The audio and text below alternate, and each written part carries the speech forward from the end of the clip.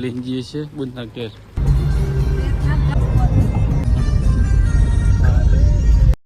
તો ગાઈસ જો આ તો આવી ગયા છે. જો આ હેપી ગયું આ બાજુવાળું હતું એ નીવાનું પાણી આપણે લીધું છે. અને અત્યારે છે જો આ બાજુનું આ હેપી ગયું અને આખો હળંગ પી દીધું. ખબર હાદ આવતો નહીં બરોબર. અને આ એમ ઓમો આવે છે આપણે ત્યાં હળંગ જ પી દે છે. વરસાદ આવતો નહીં ફોહલા આવે છે.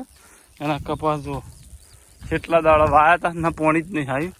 આજે હળંગ પી છે આપણો પેલું પાણી કાઢે જો કીધું હળંગ પી જઈએ વરસાદના બહુ તાણ આવશે.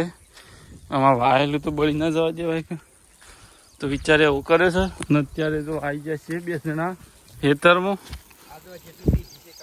હા એ અલગ થઈ જઈશ આખા. તો બલબન 2 જણા આવ્યા છીએ. ગાઈ ફોન આવે છે ફોન પહેલું તો ભાઈ જો અત્યારે જઈએ છે શાળામાં આ કાગળિયો સોટોનો લઈને કોક પરીક્ષા આલવાની છે જમા કરવાનું. ભાઈ જો અત્યારે જઈએ છે મોવડી આ ગાડી લઈને અશ્વિનજીની લાડીને બધું સોટું બધો સોટું આવે છે. તો મોવડી હેડે છે અત્યારે જો સોટું બધો આ ગાડી લઈને જઈએ છીએ બુધના ઘેર. આવી જાઓ હેડો તમે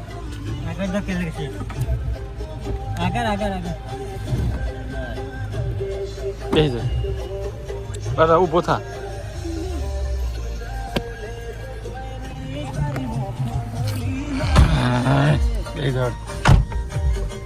ચલો કાળુ કાકાનો પેલો શું કહેવાય છે કેવું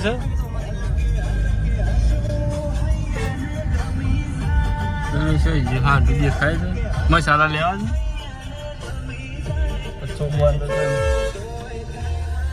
દરવાજો ખોલો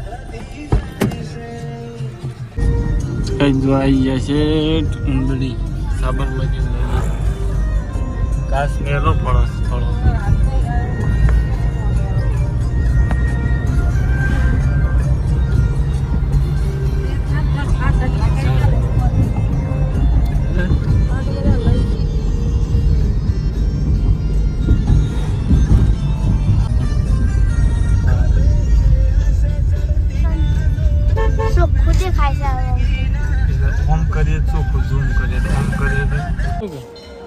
તો ગાઈસ જો અત્યારે આપણે આવ્યા છે મોવડી મંદિરમાં દર્શન કરવા માટે.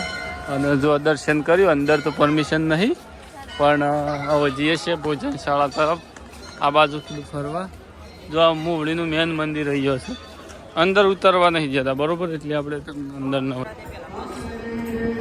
ત્યારે જો ગાઈસ બીજો દિવસ ઉગી ગયો છે ને અત્યારે બને છે પૌવા. મસ્ત પૌવા થઈ છે તૈયાર નાસ્તો તૈયાર થાય છે.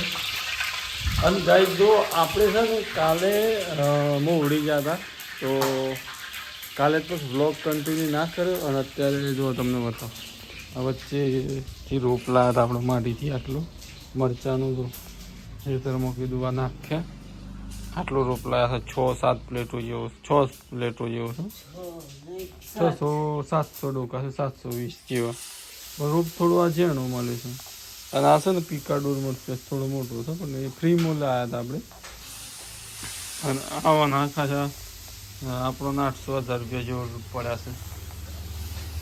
અને ગાઈસ જો કાલ તો મોવડી જતા પણ પછી મહેમાન ગતિ જતા ને એવું બધું હતું તો મંદિરમાં બ્લોગ ઉતારવા દેતા નતા એટલે કોઈ ઉતાર્યો નહીં. અને બસ તો વળતા તો મોજ કરતા ઘેર આવતા રહ્યા. બસ આ રોપ લીધો ને એવું કરી બ્લોગ તો બનાવવાનો આપણે ભૂલી જ ગયા લગભગ એમ કહો ને તો સાલ ઉતાવળે હતી કે એટલે બ્લોગ કર્યો નહોતો અને આવતા રહેતો બરાબર.